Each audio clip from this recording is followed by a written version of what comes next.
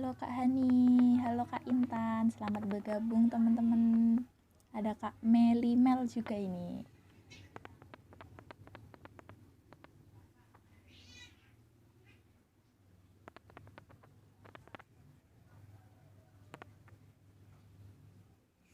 Sambil nunggu teman-teman yang lain ya.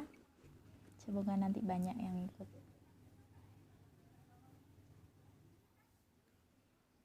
Oh ya, teman-teman di sini bisa dengar suara saya kah? Atau kurang jelas?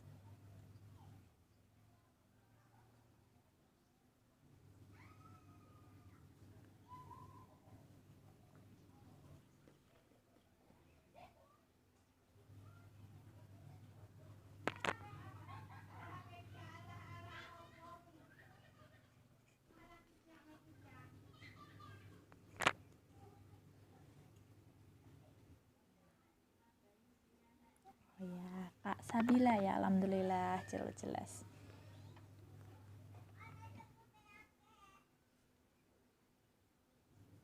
Halo Kak Ayana. Halo Kak Hani.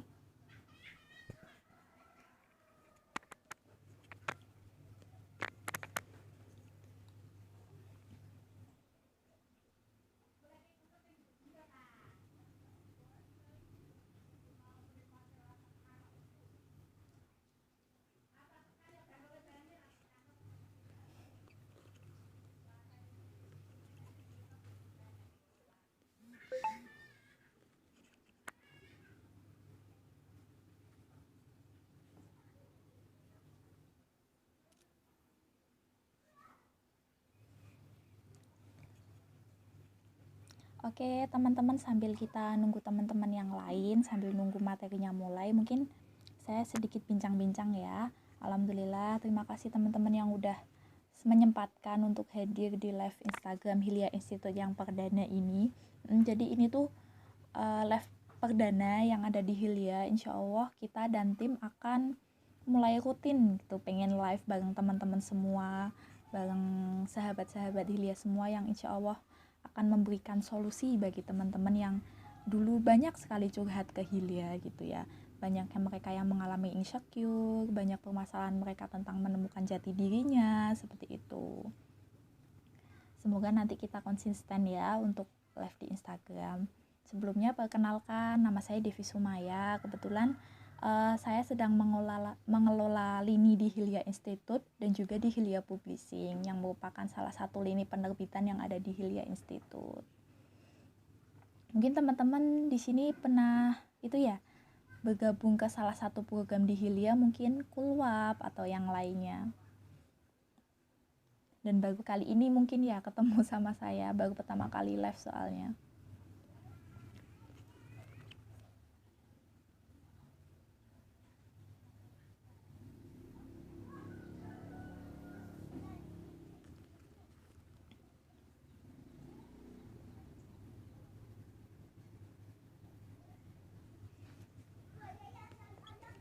Oke teman-teman, kita langsung mulai saja ya. Bismillahirrahmanirrahim. Assalamualaikum warahmatullahi wabarakatuh. Selamat datang teman-teman. Semoga nanti mulai banyak yang bergabung ya. Gak apa-apa kalau sedikit. Insya Allah nanti kita juga ada rekamannya juga. Teman-teman mungkin nanti bisa cek terus Instagram Hilya Institute. Kita akan mulai konsisten untuk live Instagram dan juga nanti akan ada rekamannya yang bisa teman-teman dapatkan. Jadi gak bisa, teman-teman bisa mendapatkan rekamannya untuk terus belajar, jadi nggak cuman sekali lihat doang gitu. Kemudian insya Allah hari ini kita akan belajar tentang muslimah, benarkah dirimu udah baik-baik saja gitu. Karena seperti yang teman-teman tahu, sekarang ini tantangan dunia itu mulai banyak sekali sekelumit permasalahan yang butuh kita selesaikan. Mulai dari permasalahan krisis role model, jadi kita itu banyak muslimah itu yang lupa sama panutan kita itu siapa, banyak muslimah yang lupa sebenarnya kita itu harus bersikap seperti apa kayak gitu. Karena banyaknya permasalahan tersebut, permasalahan umat, tapi banyak sekali dari diri kita muslimah ternyata yang belum selesai dengan diri kita sendiri. Jadi mau ngurusin urusan orang lain aja nggak bisa karena diri kita itu ternyata belum selesai. Gimana sih ciri-ciri orang yang belum selesai dengan diri kita sendiri itu. Jadi salah satunya ketika kita masih merasa insecure, belum tahu tujuan hidup kita itu sebenarnya untuk apa, kemudian masih belum tahu potensi diri kita itu di mana, masih suka merasa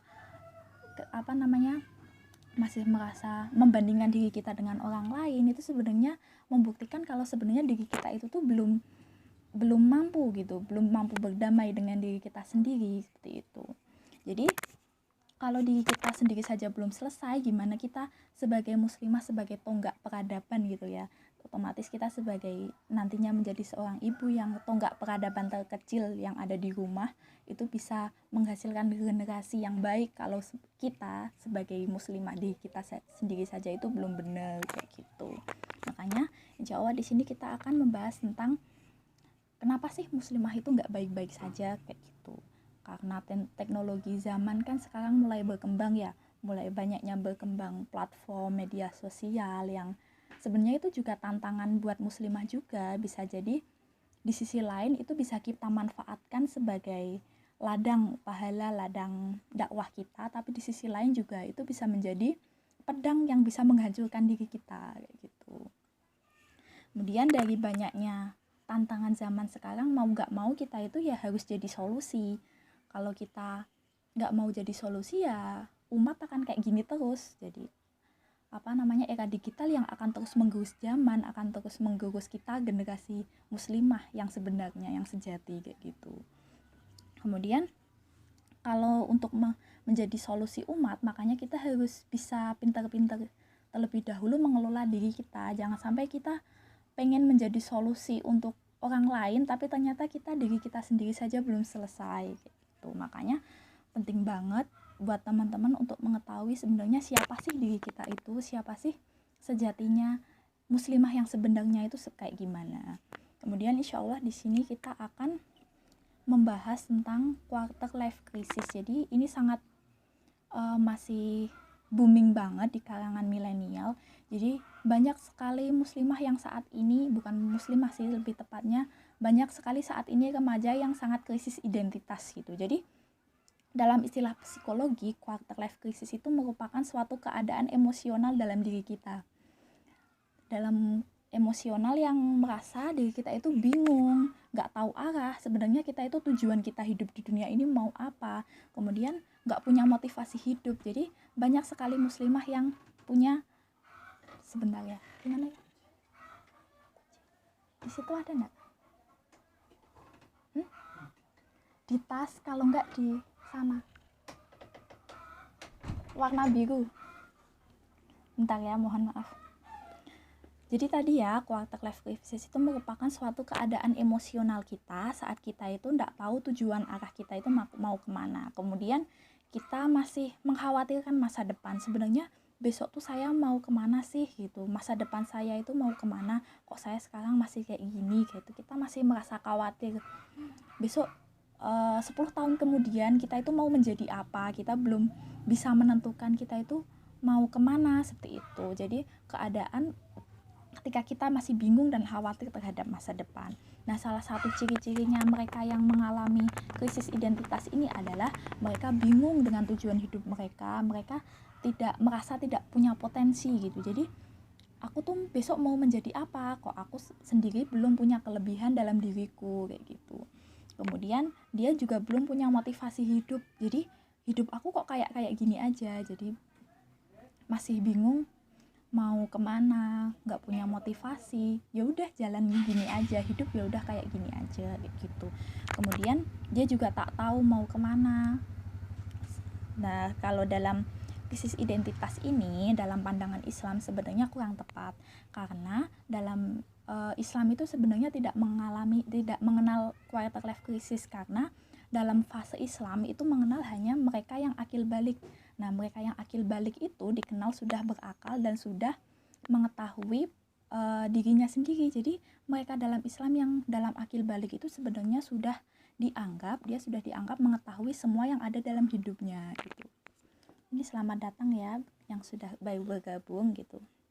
Jadi misalkan nih teman-teman mungkin paham ya panutan kita, beberapa panutan kita, antara lain mungkin Nabi Muhammad Shallallahu Alaihi Wasallam, beliau dari umur 7 tahun saja sudah mulai mengembala kambing gitu. Kemudian pada umur 12 tahun dia sudah mulai meluaskan perdagangan internasional. Kemudian pada umur 25 tahun beliau sudah menikah dengan Bunda Khadijah gitu. Jadi tujuan hidupnya itu sudah jelas gitu.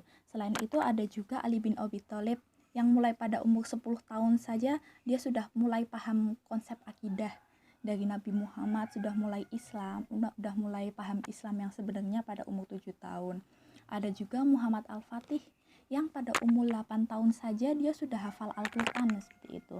Kemudian dia sudah memahami berbagai bahasa, sudah mulai latihan berperang, dan dari didikan dari kecil itu dia sudah dididik untuk menaklukkan Konstantinopel gitu. Sehingga pada umur 19 tahun dia sudah menjadi raja, dan pada 21 tahun dia berhasil menaklukkan Konstantinopel.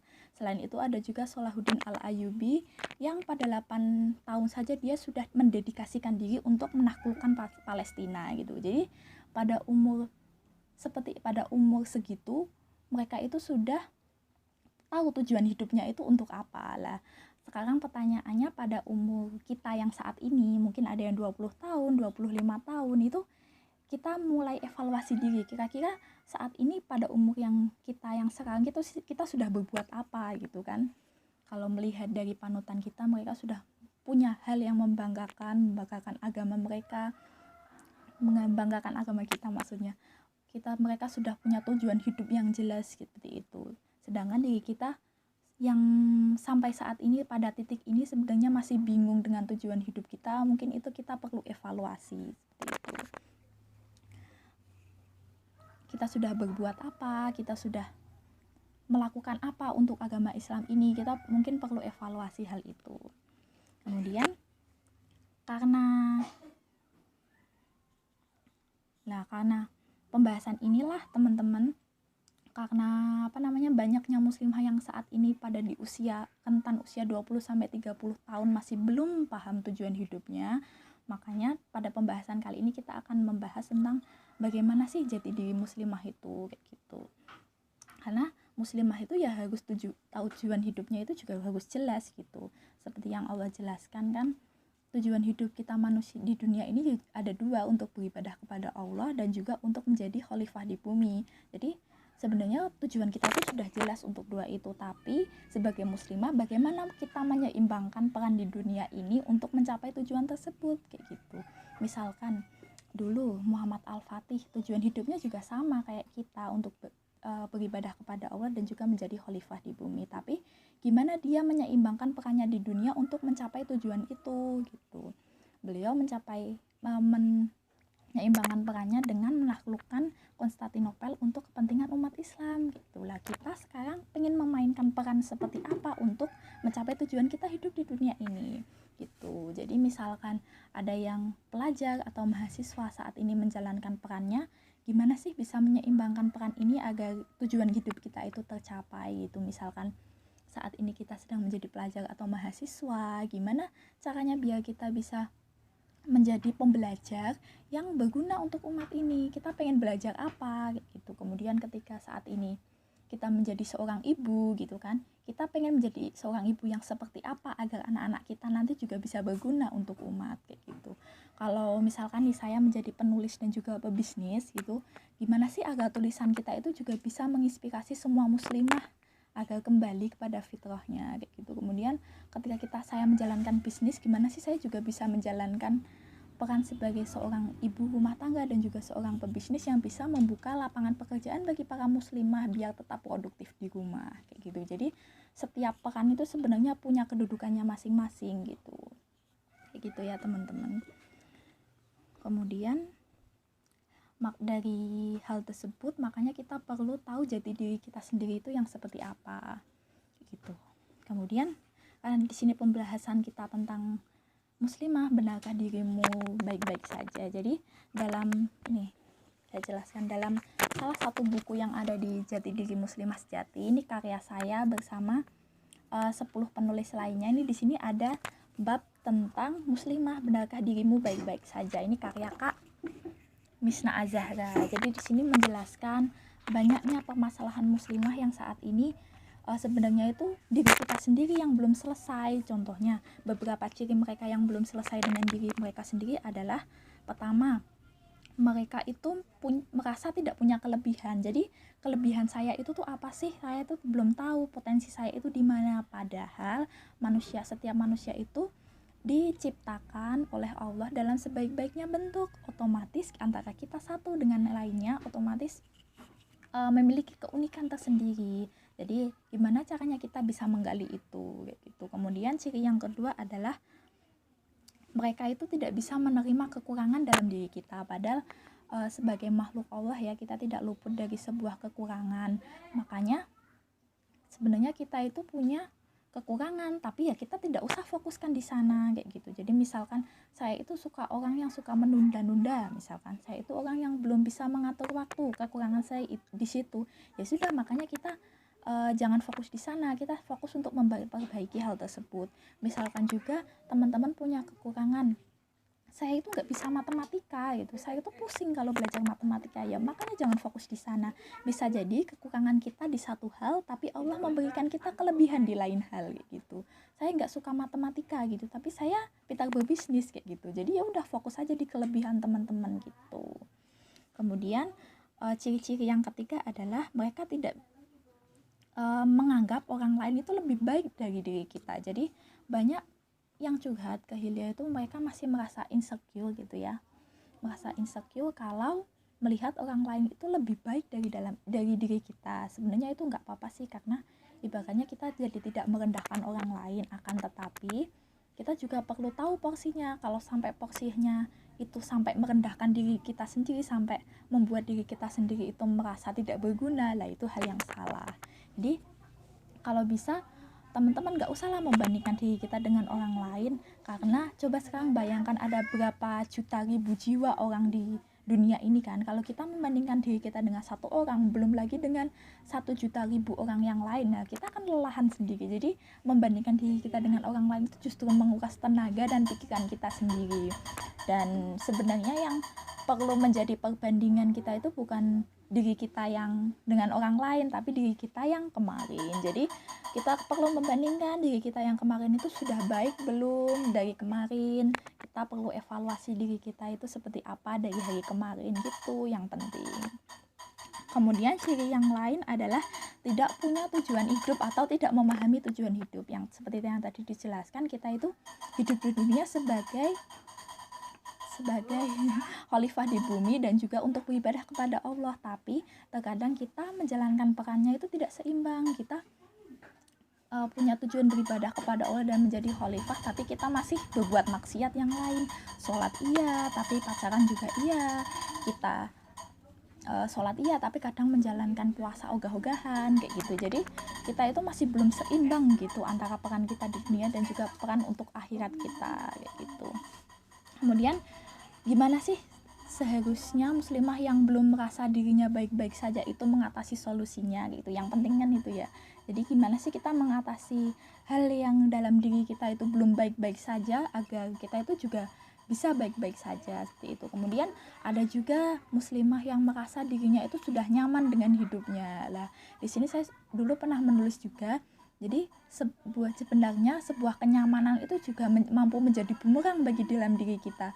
Jadi bisa jadi kita itu sekarang itu nyaman dengan hidup kita, semua serba ada, kayaknya kita juga nggak merasa insecure, semua bisa baik dalam diri kita, finansial baik, punya keluarga yang baik, punya sahabat-sahabat yang setia, punya pasangan yang setia dan baik. Bisa jadi kenyamanan itu bisa merupakan ujian atau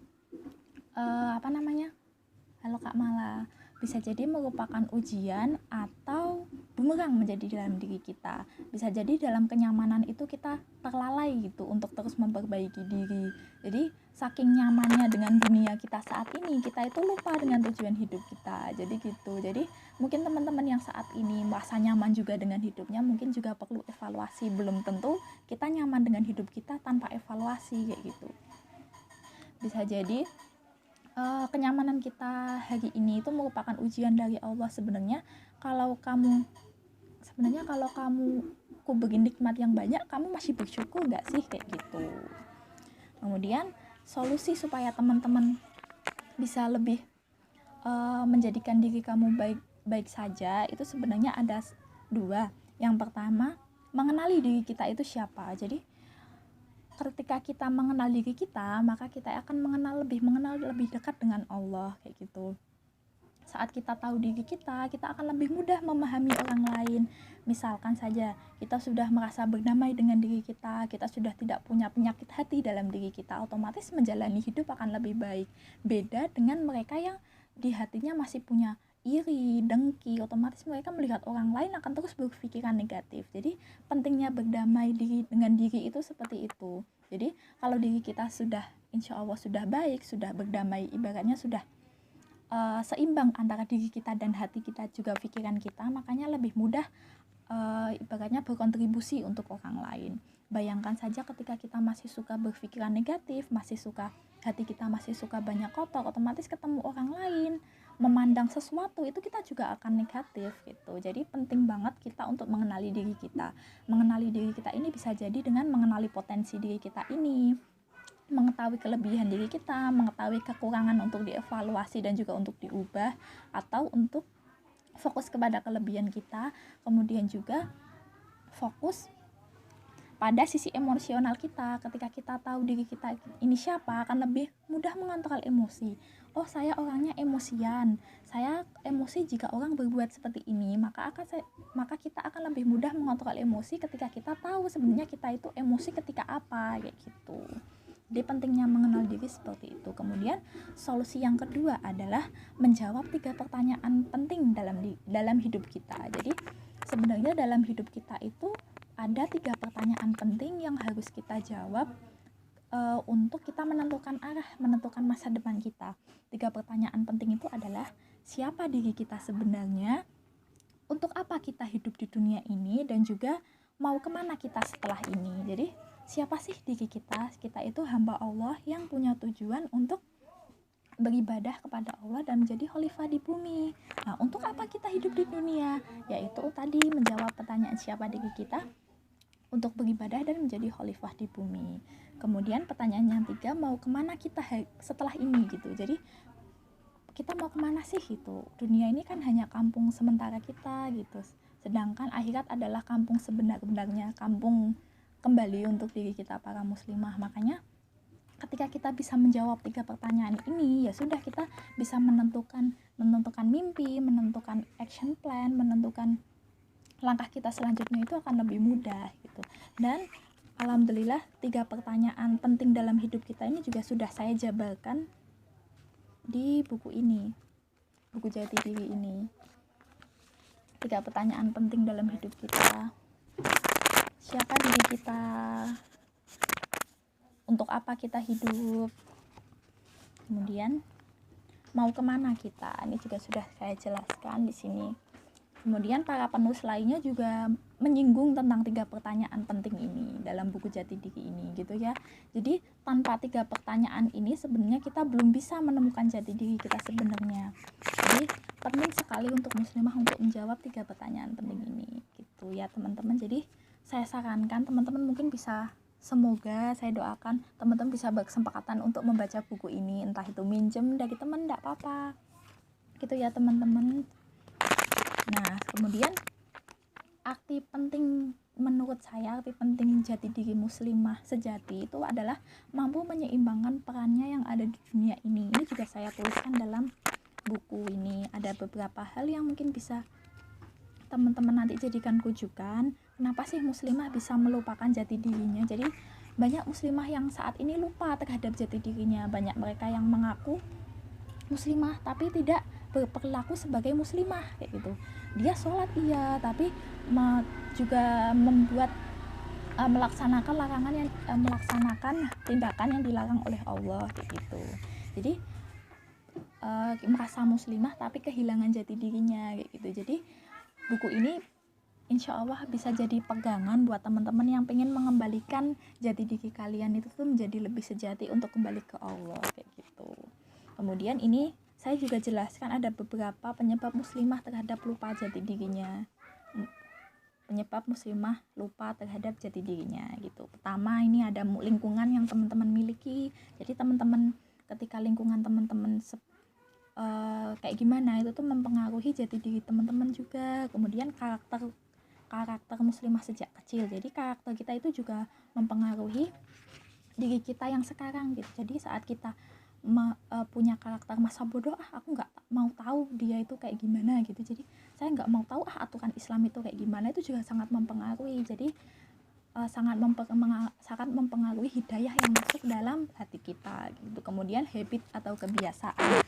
Jadi habit atau kebiasaan itu sangat berpengaruh di hidup kita. Misalkan kebiasaan kita ya makan dan minum, makanya mempengaruhi tubuh kita. Ketika kita makan dan minum kebiasaannya 3 kali sehari makan, maka ketika kita hanya makan sekali, otomatis itu akan merubah kondisi tubuh kita. Sama kayak jati diri, ketika kita punya kebiasaan dari kecil, kita punya kebiasaan dari dulu udah dekat dengan Allah, maka ya sampai sekarang kita juga dekat dengan Allah. Tapi kalau dari dulu kita sudah jauh dari Al-Quran, sudah jauh dari Allah, maka kita juga sampai sekarang bisa kayak gitu.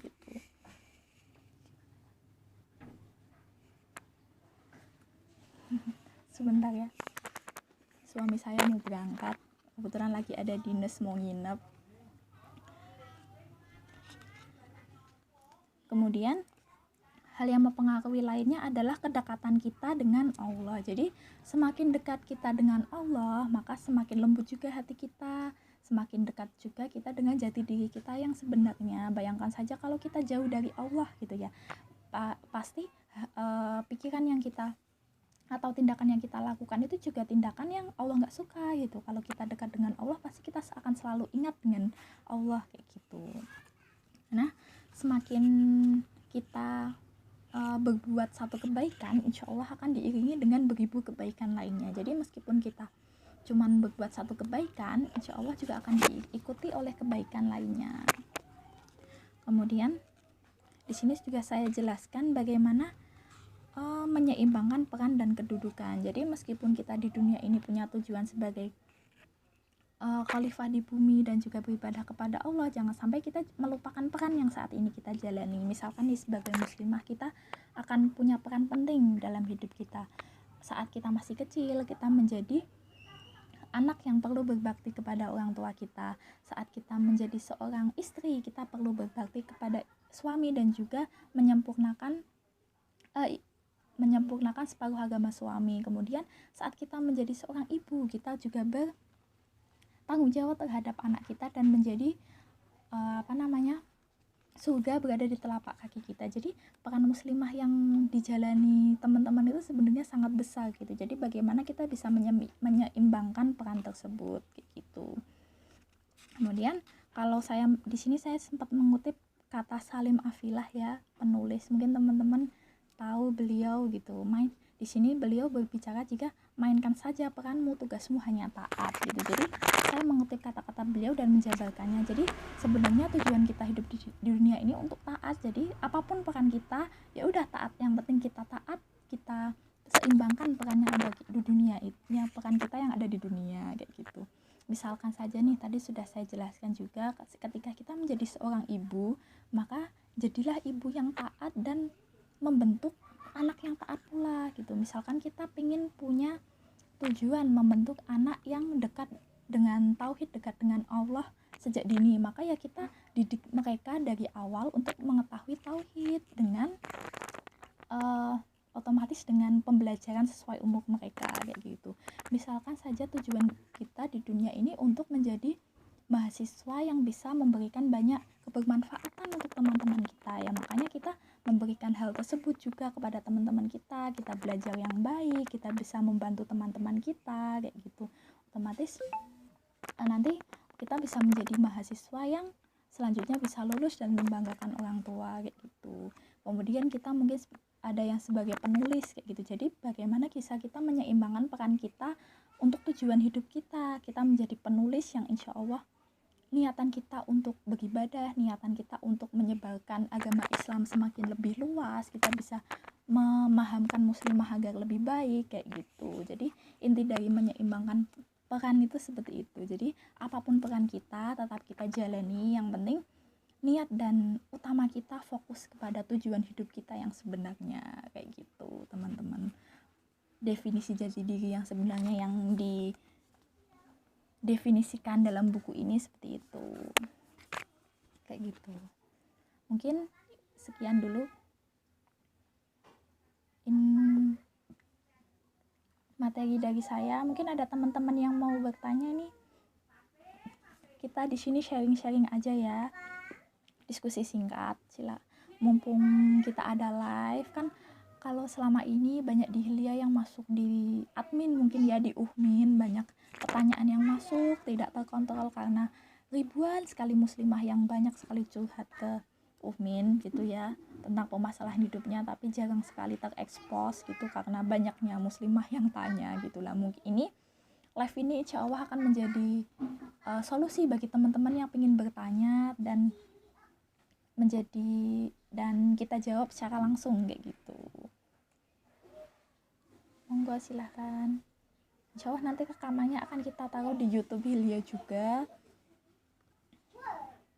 Kan kita ini mungkin cara gabung di Hilya Institute gimana Kak? Cara gabung apa ini ya maksudnya? Jadi di Hilya Institute itu ada komunitas teman-teman. Alhamdulillah sekarang sedang mengelola 4 komunitas nih.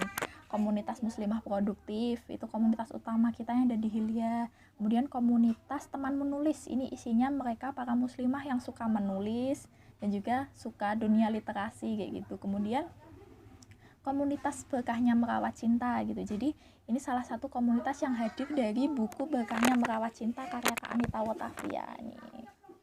Di sini banyak sekali permasalahan tentang cinta gitu. Jadi ini buku ini bagus banget buat kalian yang belum menikah maupun sudah menikah gitu. Jadi ini karya Kak Anita Wotavia. Ini kebetulan beliau juga menerbitkan buku di Hilya dan hadir sebuah komunitas Berkahnya Merawat Cinta. Kemudian yang keempat ada juga komunitas di Hilya, komunitas Muhasabah Hijrah. Jadi komunitas ini juga hadir dari Kak Zainuddin Mustafa yang bukunya terbit di Hilya tentang Muhasabah Hijrah. Kebetulan ini bukunya masih masa cetak PO gitu ya, masih masa PO, masih masa promo. Teman-teman mungkin nanti bisa lihat di Instagram Hilya ya, masih masa PO. Jadi buku ini membahas tentang muhasabah, untuk muhasabah hijrah kita, sejauh mana sih hijrah kita itu sudah benar gitu. Jadi hijrah jangan asal-asalan, jangan setengah-setengah kayak gitu. Jadi ada 4 komunitas itu, dan itu komunitas itu gratis. Teman-teman mungkin bisa menghubungi admin pusat ya atau Uhmin untuk bergabung di 4 grup itu. Atau mungkin yang dimaksud menjadi reseller Hilya juga bisa. Insya Allah dalam dekat ini kita juga akan open reseller. Jadi teman-teman yang mau menjualkan, jadi aku belum bisa beli bukunya Kak, pengen belajar jadi reseller dulu, siapa tahu nanti keuntungan yang saya dapatkan bisa jadi buat beli buku di Hilya kayak gitu. Boleh sekali, insya Allah nanti teman-teman bisa menjualkan semua buku-buku yang ada di Hilya kayak gitu. Insya Allah dalam waktu dekat kita akan open reseller dan juga ada kelas pembinaannya. Jadi teman-teman gak asal jualan, tapi juga dibimbing jualan dari nol gitu. Jadi yang gak tahu apa-apa tadinya kaptek itu akan dibimbing kayak gitu.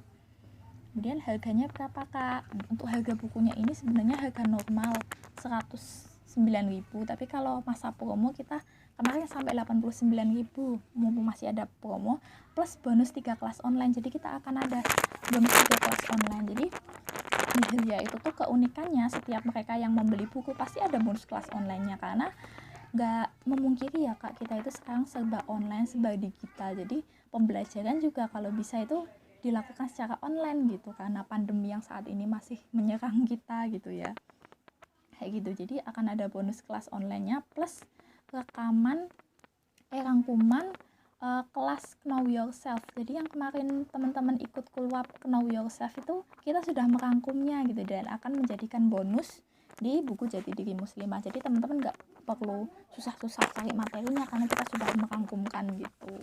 Jadi kemarin itu kita ada keluar Know Yourself selama 3 hari, bagaimana cara kita mengenali diri kita sendiri gitu. Jadi kelas online yang kalian dapatkan itu tuh berhubungan atau seimbang gitu, searah dengan buku yang kalian dapatkan. Misalkan buku ini, maka kalian akan mendapatkan kelas online tentang mengenal diri juga gitu.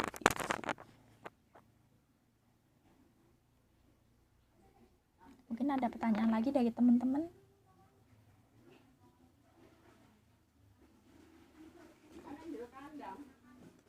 Alhamdulillah ya. Kalau tentang buku berdamai dengan diri, ini dulu saya juga sempat menulis. Ini buku pertama saya, step by step berdamai dengan diri. Tapi kalau yang lainnya buku bacaan, kalau ini kan jati diri ini lebih ke buku bacaan, buku pemahaman gitu. Tapi kalau buku step by step dengan diri ini lebih ke handbook atau buku evaluasi gitu. Jadi buku ini bukan hanya isinya materi, tapi ada juga evaluasi gitu. Nih, buku evaluasi.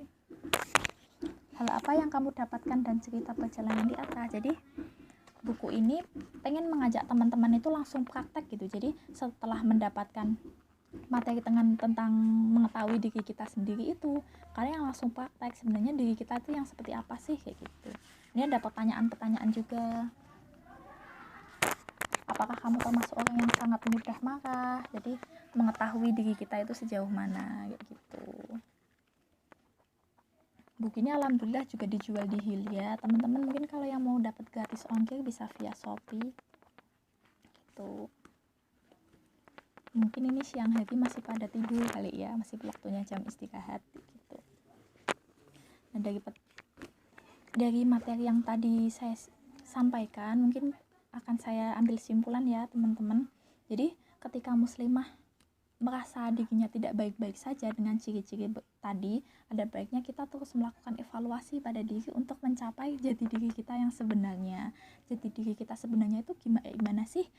Jati diri yang sebenarnya itu ketika kita mampu menyeimbangkan peran di dunia untuk ke aktivitas untuk tujuan hidup kita di akhirat nanti, dengan menjawab 3 pertanyaan penting tadi, yaitu siapa diri kita, untuk apa kita hidup di dunia ini, dan mau kemana kita setelah ini, kayak gitu. Mungkin kalau tidak ada pertanyaan, jam berapa ya?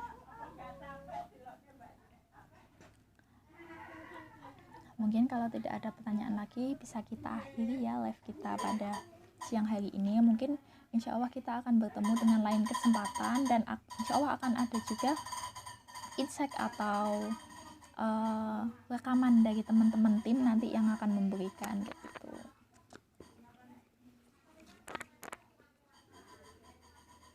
Semoga live kita pada hari ini bisa bermanfaat, juga bisa membuat diri kita lebih baik dari hari kemarin ya, karena itu yang sangat penting untuk diri kita. Kita terus mau belajar, kita terus mau evaluasi diri, insya Allah itu yang justru membuat diri kita itu terus bertumbuh, daripada kita diam diri di tempat. Lebih baik kita berjalan meskipun itu tertatih-tatih kayak gitu ya. Mungkin cukup itu, sekian live kita pada siang hari ini. Insya Allah kita akan jumpa lagi minggu depan dengan pembahasan yang mungkin agak berbeda gitu ya.